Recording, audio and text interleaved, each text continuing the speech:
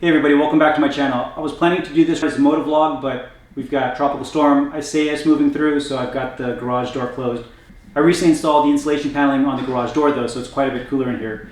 Anyway, I've got just over 100 miles now on this CT190 with the 190cc Zongshen motor in it, and it's performing really well.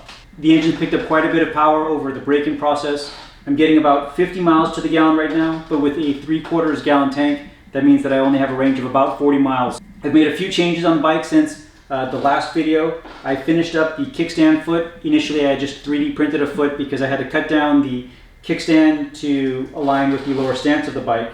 But that 3D printed piece, while it was functional, obviously needed to be welded with a real steel foot. So I bought a cheap Harbor Freight flux core welding kit, and as my first welding project, welded on a steel foot, and the outcome was pretty nice, particularly after it was powder coated. It did a good job filling in all of the little imperfections.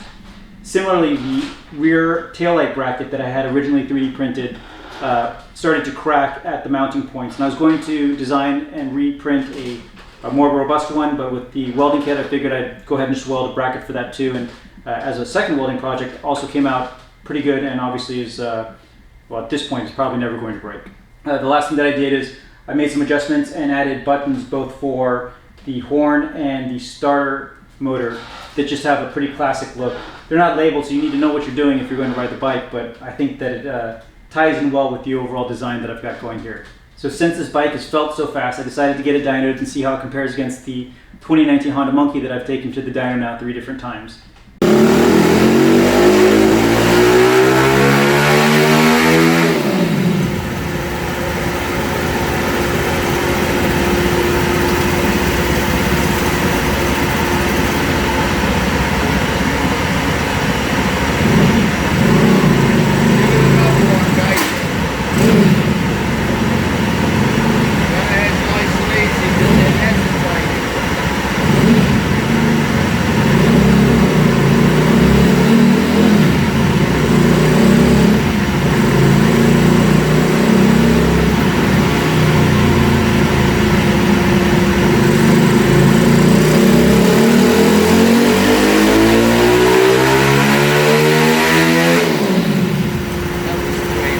So I'm pretty happy with those results. The CT's making just over 1 horsepower more than the Monkey and just a little bit less torque, but since this bike is 1/3 of the weight less than the Monkey, overall it feels quite a bit faster.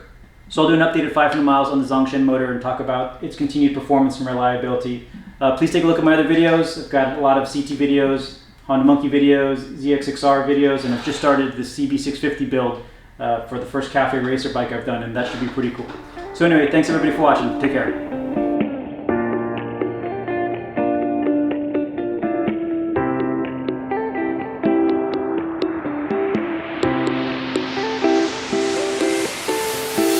Eyes were soft, touched the moon. Why did you